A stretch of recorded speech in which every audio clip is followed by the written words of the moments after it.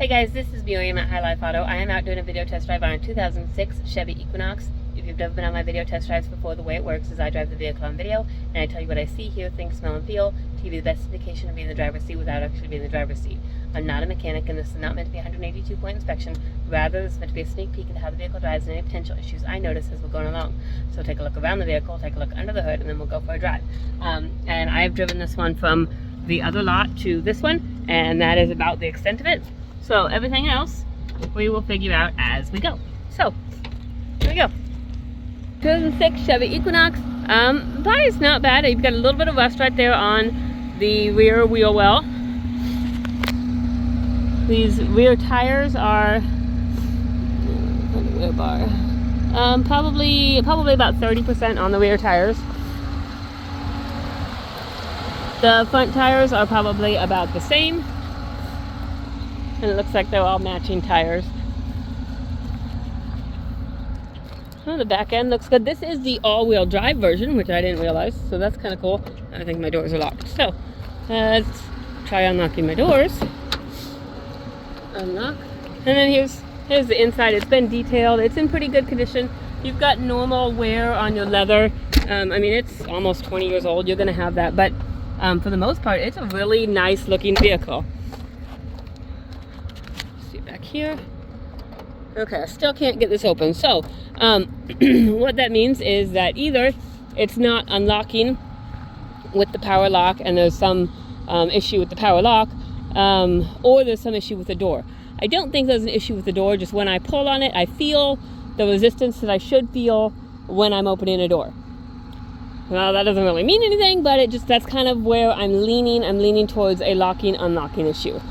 So, this side looks pretty good. You've got a tiny little bit of rust on the wheel well, a little bit on the rockers, but not a bad looking vehicle. You've got right here, oh no, that's just dirt, never mind, ignore me. Okay, from the front you've got a little bit of paint right here where that's faded. You could paint that back again and make that look nice and new. I got the hood open here. Looks like it's been cleaned underneath the hood. And it's doing what it's supposed to be doing. Shut this hood. And then from the front, it looks pretty good. Okay, so the other thing I know is the auction said rusty frame. What that means, I don't know. See, they put that little RF on the windows. So I'm going to get underneath and I'm going to tell you what I see.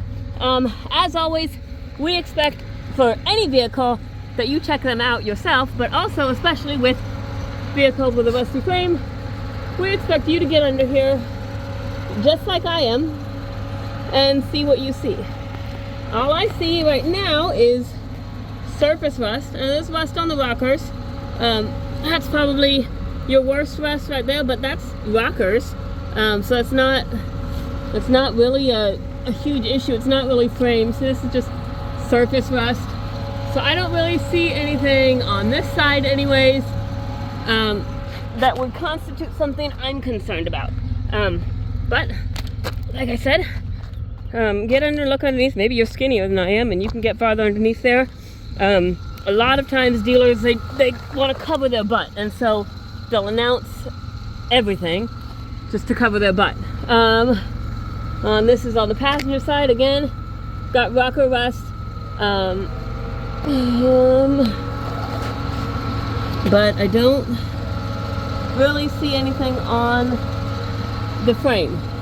I mean, other than surface rust, which is not an issue. You're going to have that pretty much anywhere, but especially in the Midwest, you're going to have surface rust.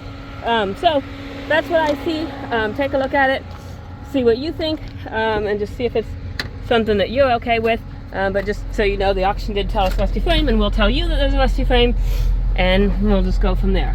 So, okay, inside we have 190,000 miles, and a check engine light, which we're going to pull and read that while we, let's see, figure out the radio.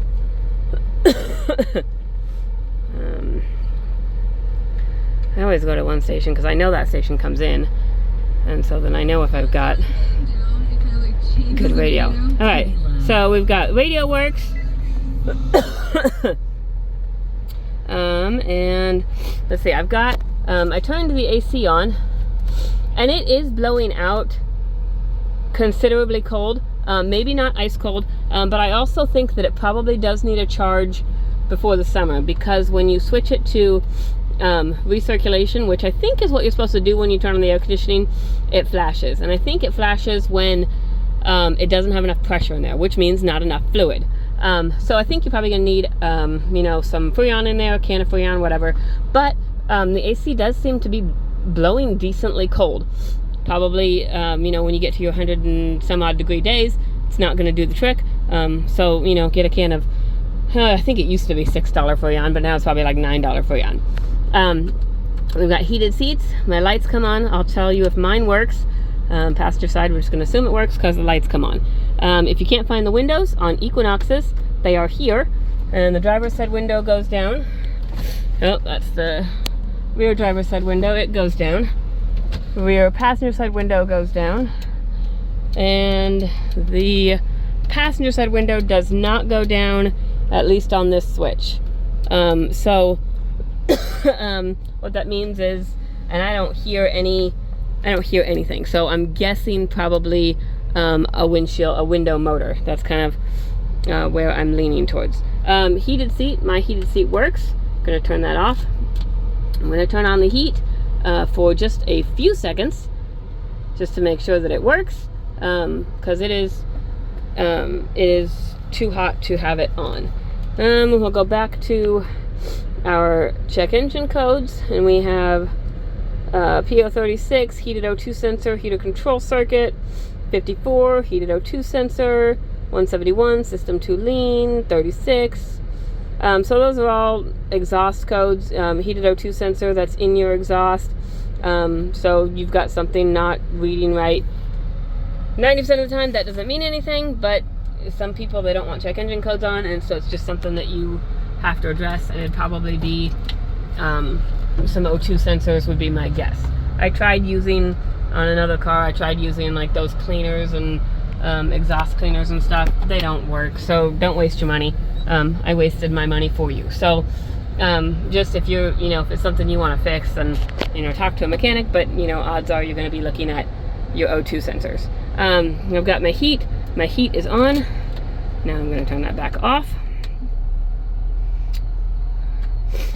Well, and see, now that's staying on. So there's actually, oh, I bet, okay, so forget everything I said about the Freon, because it was over here on defrost, and when you're on defrost, you can't have it on recirculation mode. So if you do what you're supposed to do and you put it on that one, you can have it here. So cool. So AC works, and that works even colder now that it's not on defrost. Awesome. Okay, off we go.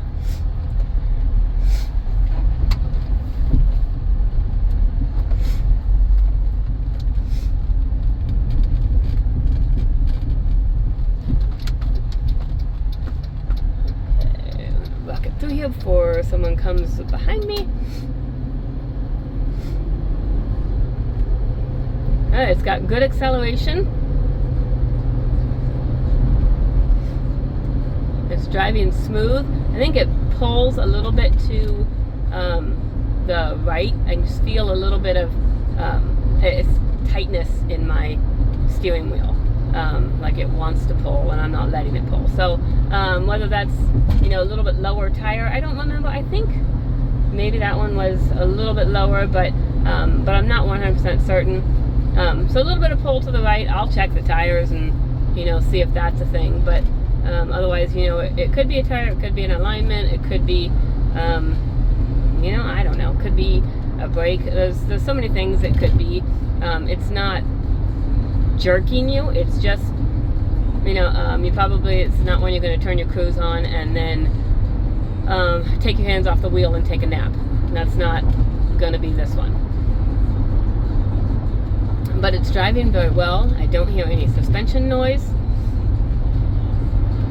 And I didn't notice any unnecessary wear on the tire, and so I kind of lean against an alignment issue or even a suspension issue. I'm kind of leaning towards towards low tire pressure or something like that on there. Again, I don't know for certain. That's just kind of where I'm leaning based on what I've seen. But it's driving very well. Brakes are good and solid. They don't pull one way or the other.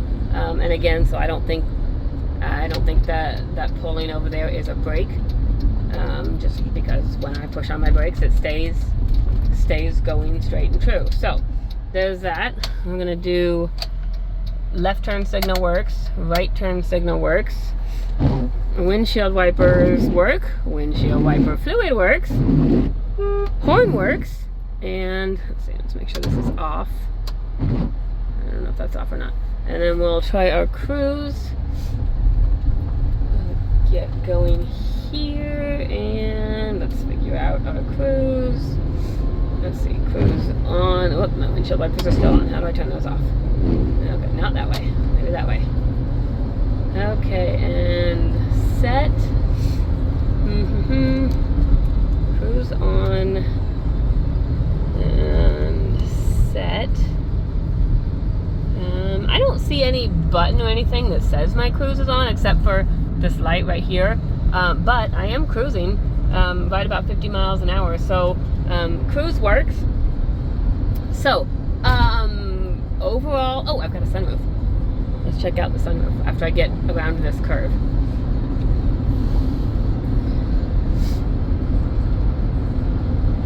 Because it's really hard, I have found, to go around a curve and push buttons at the same time. I've done it before. I've also hit a curve before. Okay, sunroof. Sunroof works. Okay, so rundown. You've got a check engine light for some heated O2 sensors, and the auction said rusty frame, which to me it looks like it's just on the rockers. But again, take a look at that. Otherwise, it seems to be running and driving very well. Everything works. The AC works. Coming into summer, that's really awesome. It's been detailed. So yeah, that's it. If you have any questions, you can always check my description and just see if I've updated anything. Oh, the back hatch. So see if I've updated anything. Just kind of depends on, you know, how much time I have and all of that. So I try and get my base videos done first, and then go in and like do little piddly tinkering stuff. So any questions? My phone number is 309-267-7200. Thanks, guys.